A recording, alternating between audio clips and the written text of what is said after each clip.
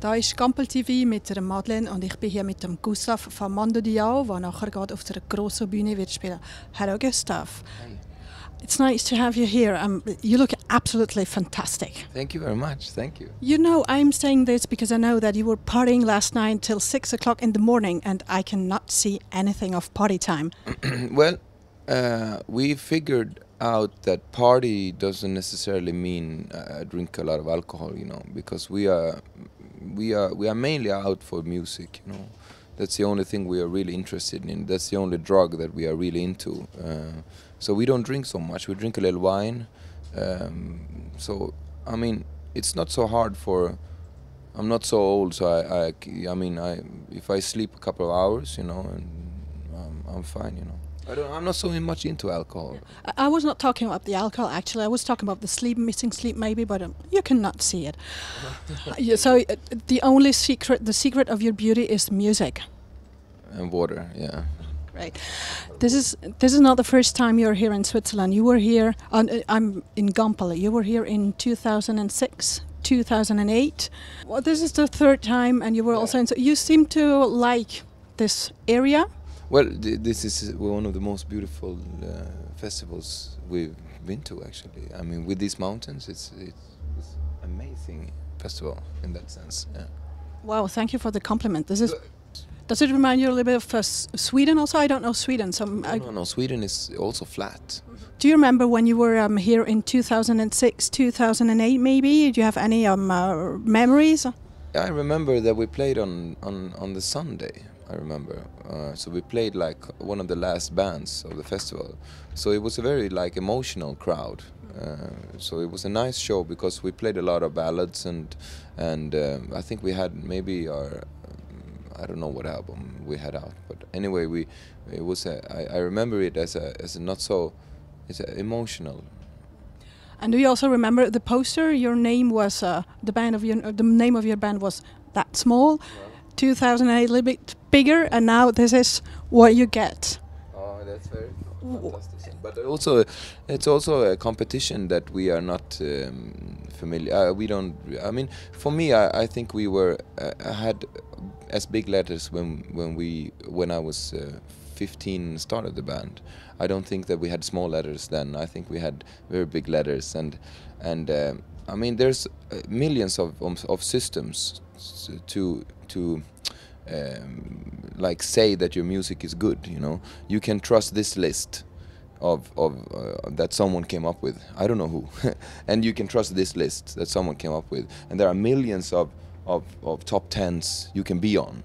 So you can have a diagram, and you can check if your music is good. You know, if you are a big artist, if you're number 1, number 2, or whatever you are. But we choose not to. We never. If someone said that we're headlining a show, it doesn't really mean anything to us, you know. It's not in a bad way, but we were the same amount of artistically information was being spread 8 years ago or 5 years ago. So I'm not talking about competition. So you say that you don't care about being the headliner or not, but do you still have some kind of pressure because you have to fulfill the expectations of the audience, because you know that a lot of people are coming here just for you? Yeah. Well, I mean, no, we are not weird in that sense, you know. No, we always play our songs, you know. And we play. I mean, usually the songs that we like most is the songs that the people like most, you know. And we play them how we play them, and we've always done that. I've never felt any problem with that. We don't think so much. It's very much our nature that is up on stage playing pure biology. That we don't do much, you know. We just do what we do, you know, and people have always thought that it was satisfying in one way and strange in another way, and that has been always the same for Mando Diao. Anyway, we can see that you have a good feeling, that you feel good on stage. You can. I think you can really transfer this feeling also to the audience. Yeah, I hope so. I think you should not take so much I mean, for me, I seriously see myself as a recording artist. I don't. I think playing live is very exclusive, very very exclusive, because it takes a lot of time from the artists, and it doesn't give anything to anyone except the people in the audience. I mean, me and Björn writes very much music. I think sometimes we should not be on tour. We should be in a studio recording that music, because now we have music piled up that we don't have time to record. And a recorded song can be played in front of millions of people forever. And a live show, I mean, you record it and you film it. That's good. I love that. But anyway, it's just like it's so small comparing to the recording. So I hope in the future that we can be more exclusive on the live shows and produce much more music on albums or songs.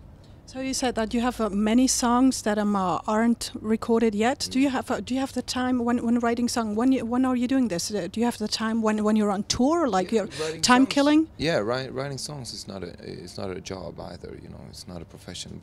Both me and Björn has been writing songs since we were small kids. You know, since we were, I don't know, 3 years old. I mean, it's not something all of a sudden we started getting money. That is one thing that made it into a profession.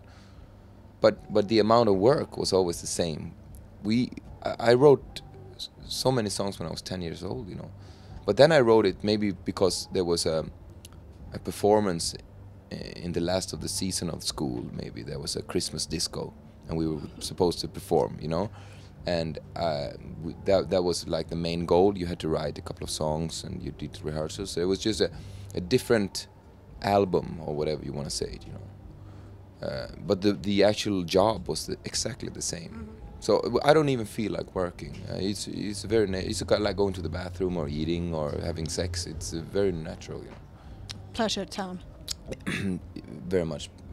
Well, pleasure and also or leisure. Life. Yeah, exactly. It just also we feel very much that it's biology, like. It's like a lion who hunts.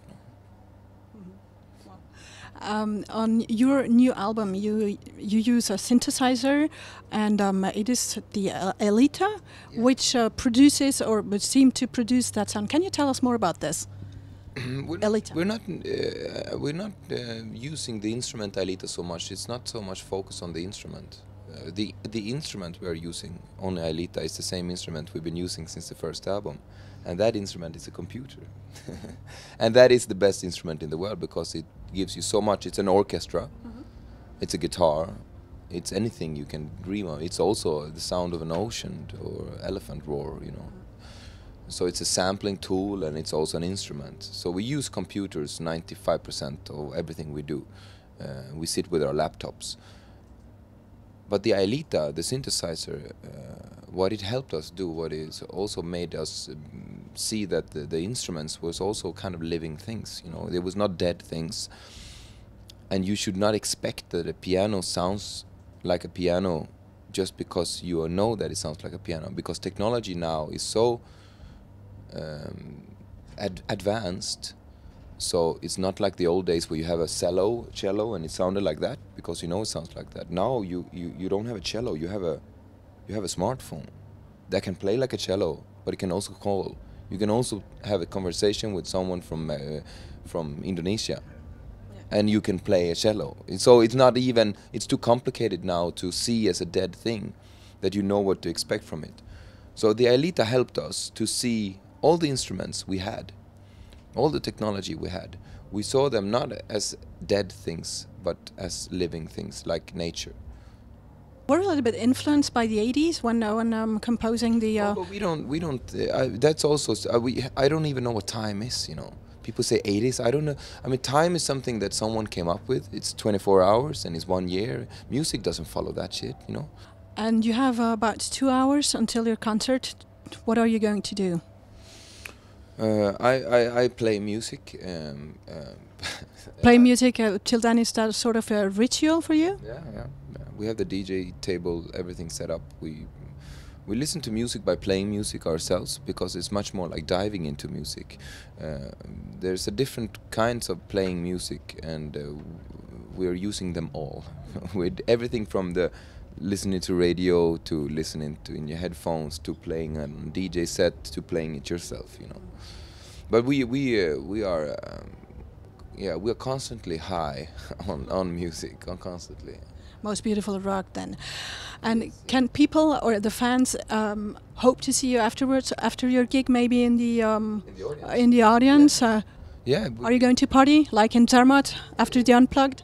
Yeah, I mean, usually we don't go to bed. You know, we have so much energy from the show, we can't go to bed, and the only place you can go to if you don't go to bed is out, and that they play music everywhere is even better, you know. That's how we discover much of the music. We do it in clubs or at festivals when we see a band or something.